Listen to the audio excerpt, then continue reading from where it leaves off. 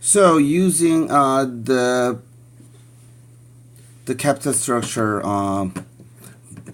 differences, I now will explain the capital structure theory suggested by the Modigliani and Miller. Usually we call it theory, M&M theory. Um, it's about the relation between the firm value and the capital structure.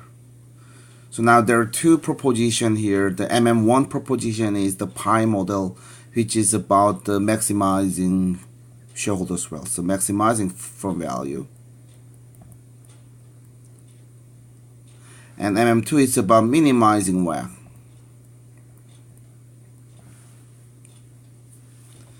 And we know that the value of the firm is determined by the cash flow to the firms and the risk of the firm's asset. This cash flow to the firms is the future cash flow, and the risk is measured by WACC, right? So the changing firm value basically is the change the risk of the cash flow, which means that change the WACC and the change the cash flow. Now there are three cases here: case 1, case 2, case 3. So we have two variables want to change. The first one is the tax, the other is the bankruptcy cost. So the first case 1, there's no tax rule, no corporate or personal taxes, and also there's no bankruptcy. So no bankruptcy existed.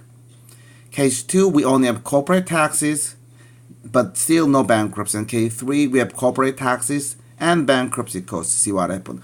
We exclude the case that case with the personal taxes because everyone has different situations, so we cannot really determine whether these personal taxes will maximize like each shareholder's wealth. So we can ignore this one and just the word with the corporate taxes, and that's pretty reasonable because the company does not pay really personal tax. So now let's see case 1. So the proposition 1 and 2 here, so 1 is about the firm value. 2 is about WACC. And if there's no tax and no bankruptcy, then there's no cash flow that may affect to change to be changed, because of the change in leverage. So increased leverage, decreased leverage doesn't really change the firm value itself. So the cash flow to the firm does not change, therefore the value doesn't change. So no change. Second proposition about the WACC. WACC also doesn't change because the leverage itself does not decrease the risk because there's no bankruptcy. If there's no bankruptcy, then the risk does not increase. So it's no changes. So the case 1 basically says that here WACC still the same because there's no tax. So it's simply just the proportion of the equity proportion of the debt and cost of equity and cost of debt. Never change.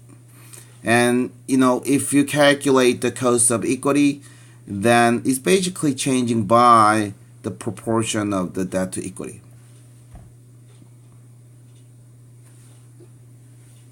So this is what happened. WACC doesn't change. Cost of debt doesn't change. Cost of equity changing if debt increases.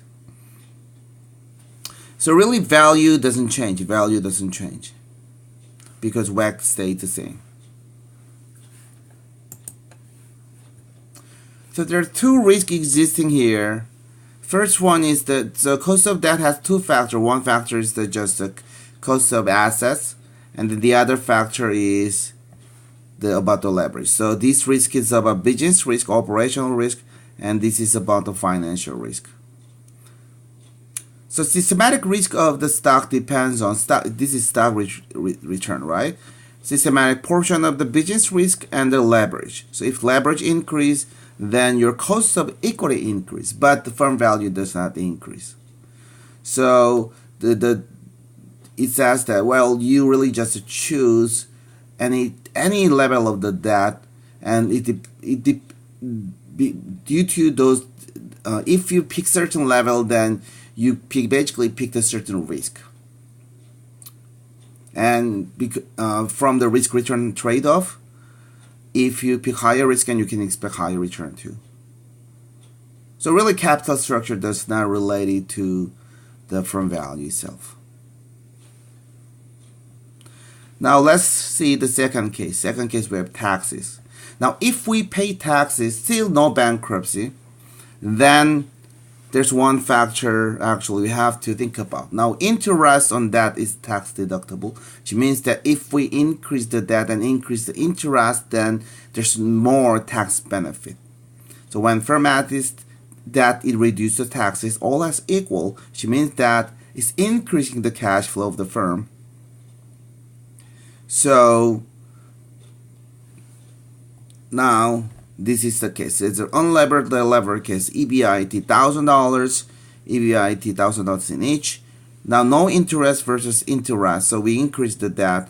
Then the taxable income is still $1,000, but if we pay that, then it's $920. Now the taxes is 30%, so we pay taxes. Then our net income is $700. Here's $644.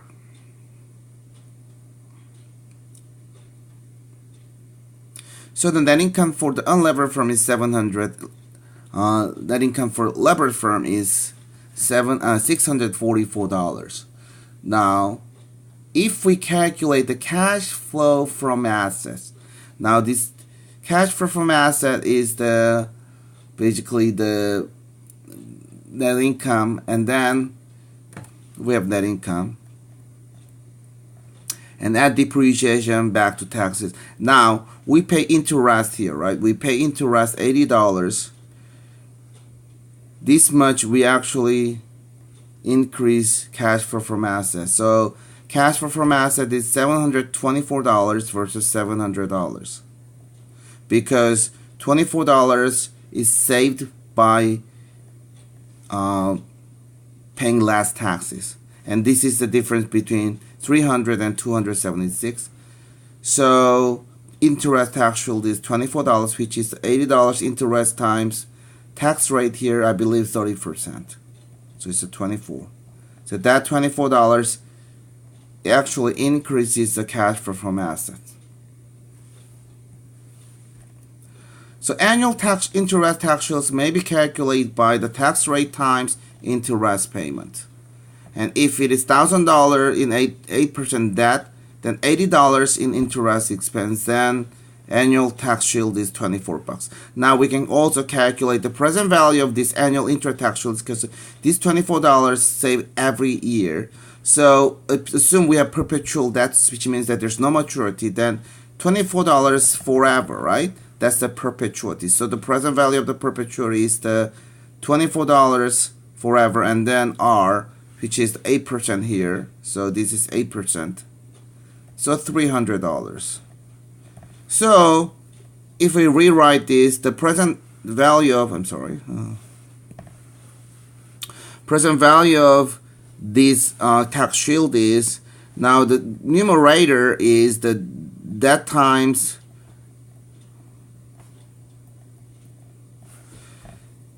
cost of debt times the tax rate, which this is the amount of interest and this is tax rate. So tax rate times interest payment divided by, now again, R, which is the cost of debt. So this is cancels out. So really the present value of the annual tax shield is the debt times corporate tax rate. So that amount is $1,000 and corporate tax rate is 30%. So this case, $300 is the present value of the annual interest tax shield. So if you look at the graph here now, this is the unlevered firm value, but there's tax benefit all the time, which is the tax times debt, the present value.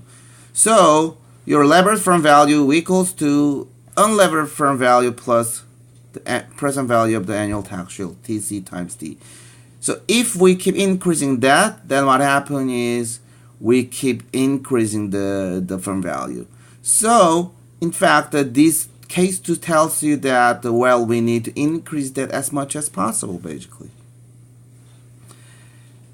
This is the proportion 2. Now this is about the WACC. WACC keep decreasing. If you calculate the WACC, then there's after-tax factors. After-tax factors means we keep decreasing WACC if we increase the leverage. So again, the case 2 tells you that, well, we have to increase that as much as possible.